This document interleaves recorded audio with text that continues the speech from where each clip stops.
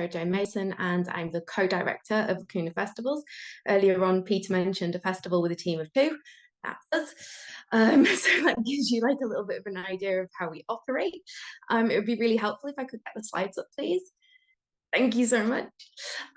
So here are our sort of founding principles or ethics. Lacuna Festivals are an annual, month-long, multidisciplinary festival. We've done 5 editions so far. Each edition has a theme, and we have a non-hierarchical approach to the festivals in every sense. So just to give an example of that, we have no judging panel. As long as if your artwork meets the theme, then you are in the festival. It's not a competition. It's about belonging, it's about taking part, it's about building a community and about building those connections. We also aim to dismantle some barriers to participation. So we are totally anti-capitalist, we are non-commercial, and that runs again throughout all of the strands of the festival. So there's no fee to submit your work, there's no fee to exhibit, to perform, to participate, there's no fee to come along to any of the exhibitions or performances. And we use this as a way to dismantle some of those barriers and also to ensure that we can have more diverse participation. Next slide, please.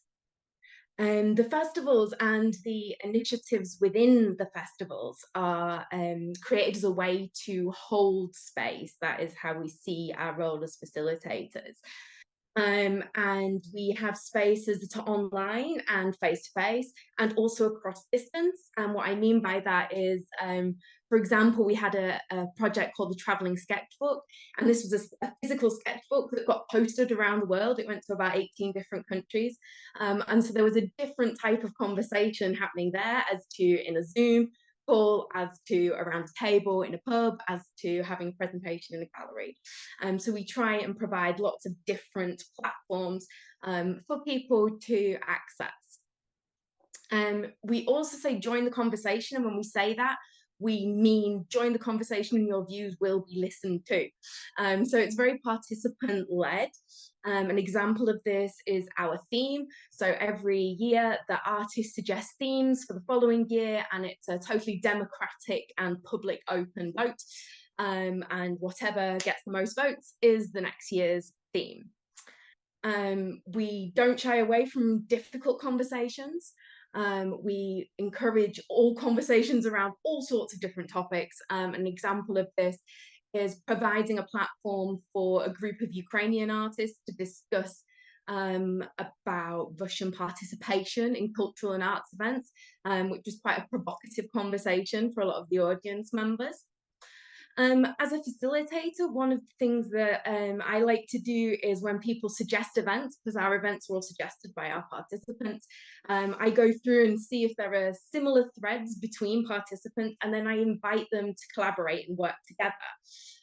This can build confidence for newer artists. It opens up more diverse conversations, but also it gives a sense of being a part of something a little bit bigger. Next slide, please.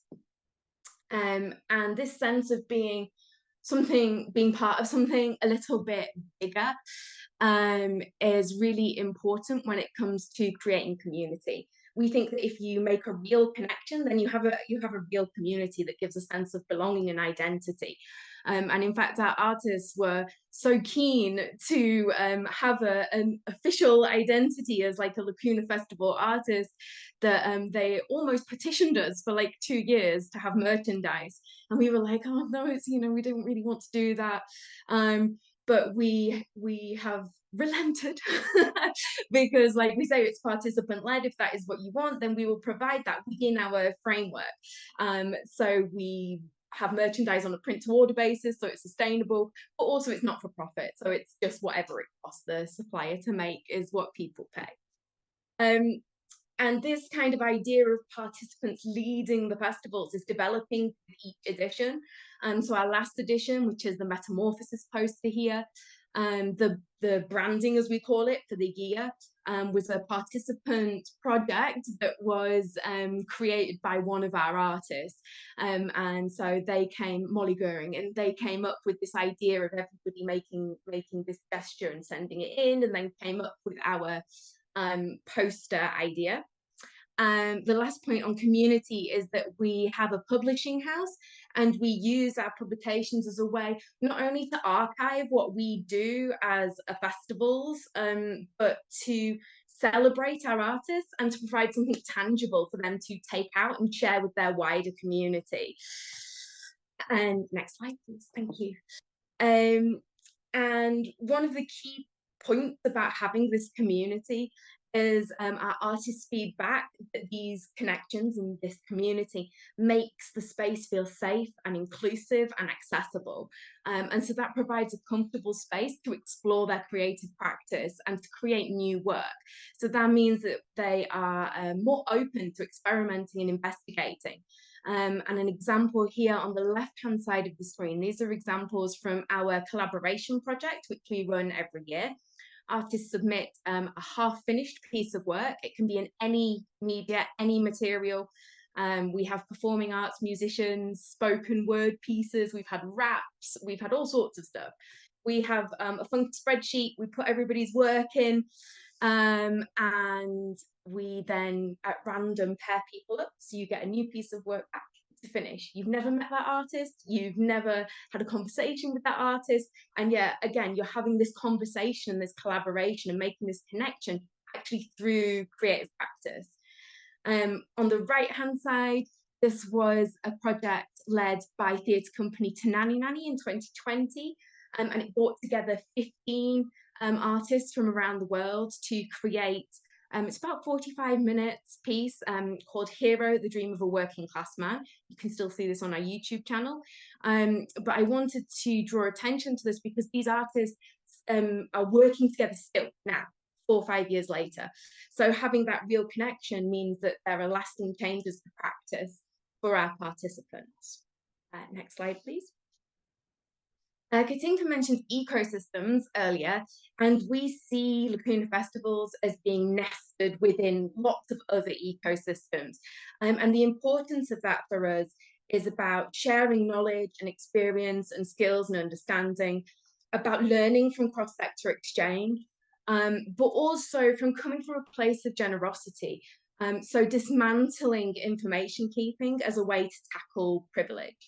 And there's an example here of the EFA network, which was actually an academically based network.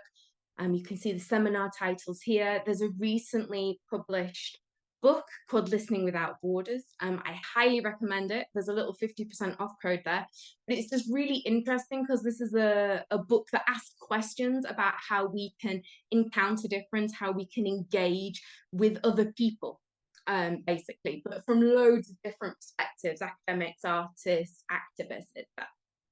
So super, super interesting text.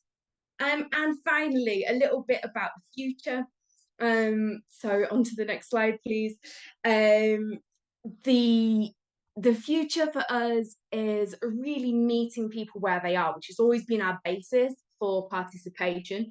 But we want to link this into ideas of sustainability, and into notions of care, how we welcome each other. When Hannah was talking about access riders and accessibility, this is part of our plan. So we are going to be asking about people's specific adjustments and requirements, just as a matter of course. Good accessibility means, you know, great things for everybody, not just for those who have disabilities or who have specific access needs. Yeah, communication is where action begins. So having like a clear and transparent communication process and keeping that conversation open as a way of making sure that the process stays open. It's not like, oh, we've done that, check. It's like an ongoing process of improvement and renewal. Thank you so much for your time.